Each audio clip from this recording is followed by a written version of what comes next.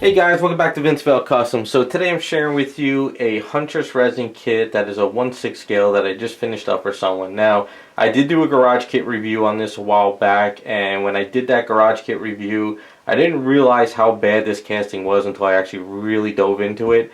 So in that video, I kind of explained how bad the casting was, a lot of air bubbles and errors.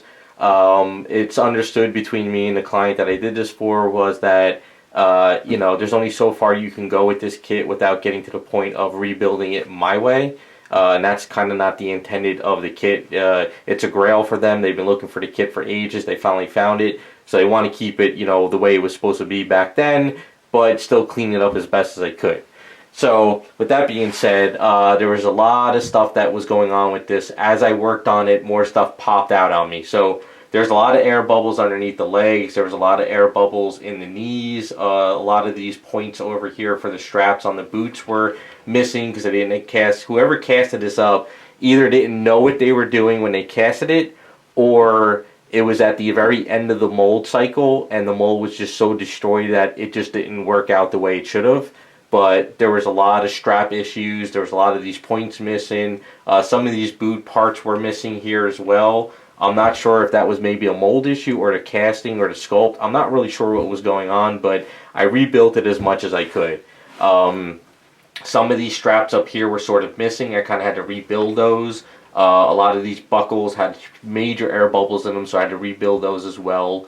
What else happened? Yeah, as I was working on her hair and the head, what happened was there was a air bubble in there, and pretty much the hair kind of like snapped off, so I had to kind of resculpt my own little take on the hair around there. There was a huge bubble here. The cape had a lot of issues as well. Every time I primed it and sanded it down, more air bubbles came into it. So I think whoever casted this up didn't use a pressure pot, or they used a faster setting resin where they didn't let that resin get into the mold and kind of like maybe slap the mold to get some of these air bubbles out. They just kind of poured it in, and I think it just cured super fast, and a lot of this stuff was going on.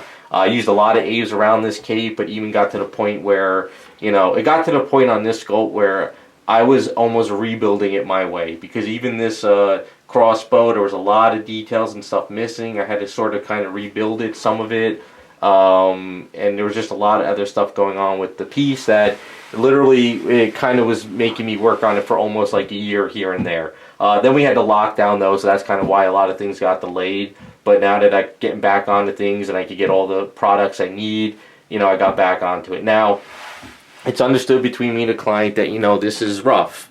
But, I did the best I could with it and just built it up, the way it was, these are old kits. Like I said, I'm just so spoiled these days with all these new kits that you get from Ownage and stuff that literally you pop it out of the box and you prime it and you paint it and it's ready to go. Maybe you have to swap out some magnets or something, or maybe rekey something. But other than that, you're really not sitting there priming and puttying like air bubbles all day long. So it was pretty intense there. At some times where I would actually work on an area and I would sand it down and then prime it, and then I would come back the next day and then all of a sudden more stuff would pop up that I didn't see before, or more air bubbles. So it was tricky, very tricky. Now, I did go above and beyond for the client as best as I could with a kit like this. I made the head removable so you can swap out the head. You can pop that out as well. Let's get back here a little bit. This cape is magnetized, so basically I worked out a better key here, I worked out a better key in here, and basically so this swaps in and out from there. The orange removable, I'm not going to pop those out though. And she does come out of the base as well. So I put a peg into this foot, and you can see how I set up the base there with some foam. And I also did put a big chunks of fishing lead weight in the front of this, because if I didn't, she would have fell backwards. Now, one other thing too is this foot and this foot weren't lined up correctly on the base. So I think what I had to do was get this foot to the bottom, but I had to chisel out all the top of this piece and kind of re-sculpt it. Otherwise, she just wasn't lining up. I don't know if it was a casting issue or where maybe the the feet or the legs kind of bent down or something. I'm not really sure, but if I hit it with a blow dryer, I was afraid that I might actually snap this resin because it's so old and there were so many air bubbles. I didn't want to go through that, so I just figured, it's better to chop this stuff down and go from there. So this clicks on pretty well there, and the head goes on as well like that. So as far as the paintwork goes, you know, pearlized purple. Black is kind of like the black paint with a hint of metallic in there to make it look like a little spandex.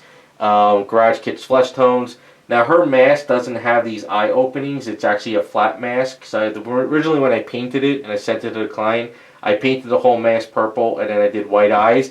They wanted to keep it more of a modern look, so what I had to do is go back, paint out the eyes, and then sort of paint the purple there to create that mask, even though there's no lines. And since the face is sort of not perfect, yeah, I try to get the mask as perfect as I possibly can.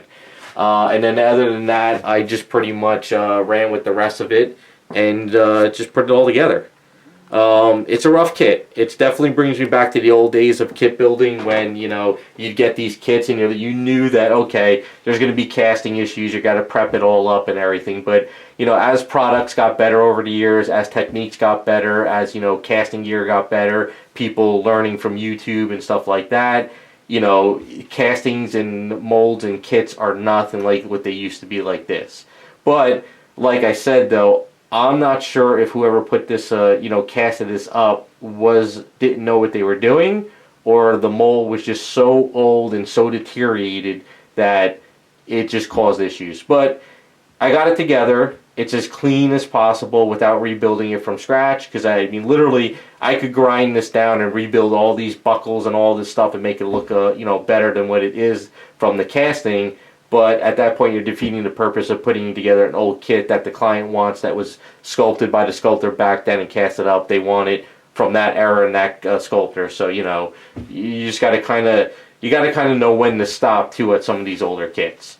But other than that, I mean, I don't mean to bash it, but, you know, it's, you know, I'm spoiled these days with all the newer stuff. But, you know, it's a rough kit. It's old. For all I know, maybe the mold was actually sitting in the closet for like 5 years and someone went back in and used it to cast up an extra copy or a couple copies, and it just was just a nightmare. But other than that, it's a fairly good sculpt too, though. I do like the sculpt. You know, whoever sculpted it back in the day, you know, like hand sculpting before a lot of new stuff, molds, putties, clays, all kinds of stuff like that, and techniques. It's pretty well done, and it was fun to paint it up. And it's also good once in a while to put myself in check, to go through these older kits and remember what it's like to put this stuff together. You know, it's just so you know that you are spoiled these days, and some of the older stuff is will test your patience. So let's put it that way. But other than that, that is the Huntress kit. If anyone knows who sculpted it or who did it from back in the day, shoot a comment in the, you know, down below. Let me know. Thanks for watching, and we'll be back with some more videos.